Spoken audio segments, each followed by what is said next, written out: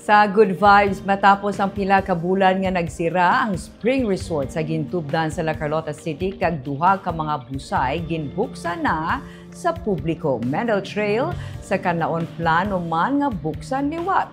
May report si Romeo Subaldo. Sa sulod sa 8 ka bulan, wala ginpasudlan sa turista ang tourist spot sa gintubdan sa Barangay Araal sa La Carlota City matapos ginpasaka sa Alert Level 3 ang Bulkan Kanlaon. Pero subong, ngayara na sa Alert Level 2 ang Kanlaon, pwede naliwat makaswimming kag makapahulom sa ice cold kag crystal clear water sa gintubdan spring. Isa ini sa mga paborito nga kadatuan sa mga turista kung weekends, bangod nga mahapos lang laputon.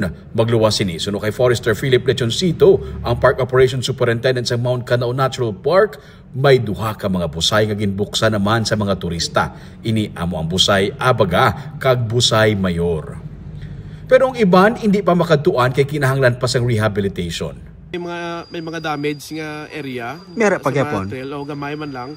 So i-subject namon anay sa gamay nga rehabilitation before naton pasudlan sang ang Mendel Trail sa Kanlaon ang paborito man nga trail sa mga hikers ang madugay na nga nag-close kag subong plano nga liwat buksan sa mga luyag maglagaw diri. Ayun na close pero na kadto naton sang last week ina siya kag daw possible nga after assessing kag rehabilitating kag establish naton ang trail liwat. So pasudlan na. I-open naman na.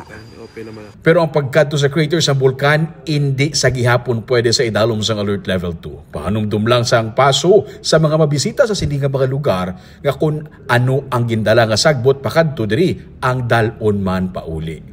Romeo Subaldo para sa Digicast Negros.